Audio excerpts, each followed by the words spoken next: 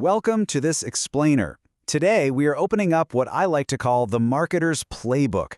We're going to completely pull back the curtain and reveal the hidden psychological machinery behind the ads we see, read, and just mindlessly scroll past every single day. I want you to think about the last thing you bought. Seriously, picture it. Have you ever wondered why you actually chose that specific brand off the shelf? Was it really a totally independent choice? Or were there unseen forces at work?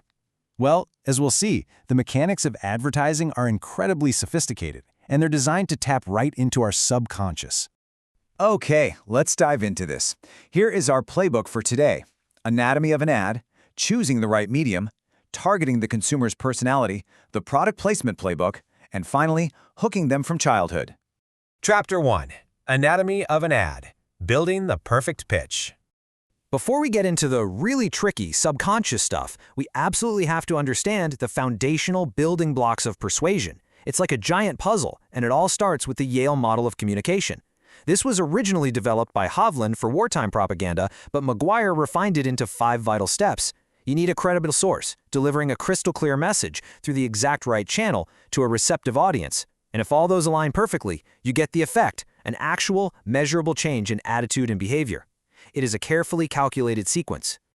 But modern marketing has evolved so much since those early days. It used to be all about the 4 Ps. Marketers focused heavily on the product, its price, the place it was sold, and the promotion. Actually, scratch that. It was basically just a one-way street of pushing a product. But look at Lauterbarn's updated model on the right, the 4 Cs. The entire focus has shifted to the consumer, their cost to satisfy, the convenience of buying, and two-way communication. It really shows just how sophisticated the industry has become. It's no longer about what they want to sell, it's about what you, the consumer, actually need. Chapter 2. Choosing the right medium. Overcoming the noise. In today's digital world, we are literally bombarded with messages. So how do marketers cut through all that noise? Well, they face a massive hurdle. A study by Hervat and colleagues revealed this staggering statistic. 63.3% of internet banners are completely ignored. Think about that for a second. More than 6 out of 10 ads aren't even looked at. Now, what's really interesting about this slide is how it perfectly illustrates a phenomenon known as banner blindness. Notice how our eyes naturally skip right over the edges of a website where ads are usually placed? We have literally trained our brains to filter out these promotional messages while we hunt for the actual content we came for. It's wild. To understand this dynamic better, researchers in the Cicerini study used eye tracking and EEG brainwave monitors. And the results? Well, they won't surprise anyone who's ever furiously searched for that tiny invisible X on a pop-up ad. Website ads cause the absolute highest levels of frustration.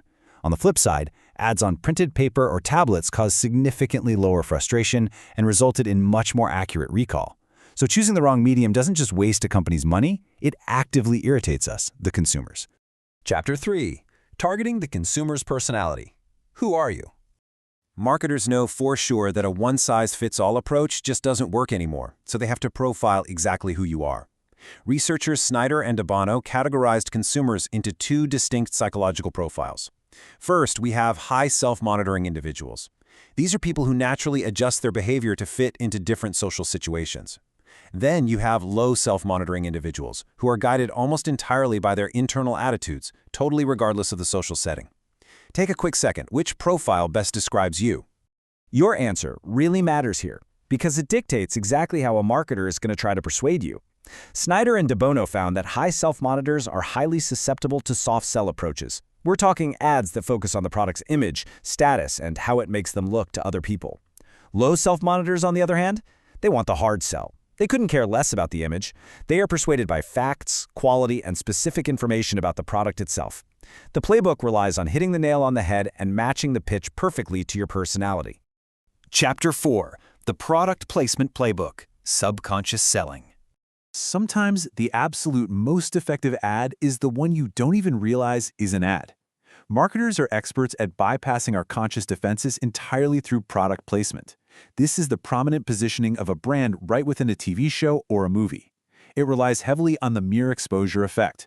Basically, repeated exposure to an object, even subconsciously, creates a familiarity that starts to feel like a genuine preference. Let's look at a really brilliant mini-case study by researchers Audie and Lewis. They set up this experiment where children watched a specific clip from the movie Home Alone. Half the kids watched a scene where the family is eating pizza and prominently drinking Pepsi. The brand is even mentioned by name.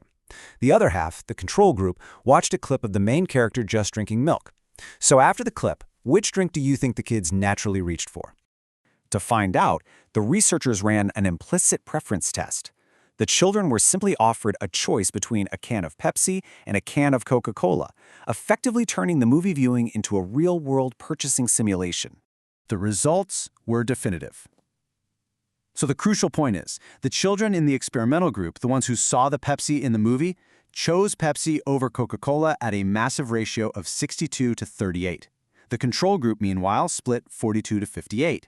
The product placement fundamentally altered their behavior, pushing them right toward the brand they had just passively watched on screen. Chapter 5. Hooking them from childhood. The long game. That Pepsi experiment shows just how vulnerable kids are to passive marketing. And advertisers know that building brand loyalty early on is the ultimate long game. This study by Fisher and colleagues investigated this, and this brilliantly illustrates how early that conditioning actually begins. They gave children aged 3 to 6 a matching game featuring product categories, and they asked them to match brand logos to those categories, just to test recognition. The results are just striking. 91%. 91% of these very young children could already recognize the Disney Channel logo. Even more notably, the study found high recognition rates for adult products like cigarettes. No way, right? It just proves the sheer power of environmental advertising. By the time a child is in preschool, the marketer's playbook has already begun shaping their brand awareness. To really cement this early awareness, marketers use powerful tools like slogans. Coley outlined that a successful slogan must adapt over the years, clearly position the brand, and be repeated constantly. But crucially, they found that presenting a slogan as a jingle is a real game changer. It does an incredible job of enhancing memory recall. It's exactly why you can probably sing a fast food or insurance jingle from 10 years ago perfectly right now. Those tunes literally get stuck in our heads by design. The whole shebang is engineered for memory. So, we come right back to where we started. Knowing about the Yale model, the shift to the 4 C's, the battle against banner blindness, personality targeting, and the sheer undeniable power of product placement and childhood conditioning, was your last purchase really your own free will, or was it the perfectly executed result of a marketer's playbook? Thank you so much for joining me for this explainer. Keep your eyes open out there, and I'll see you next time.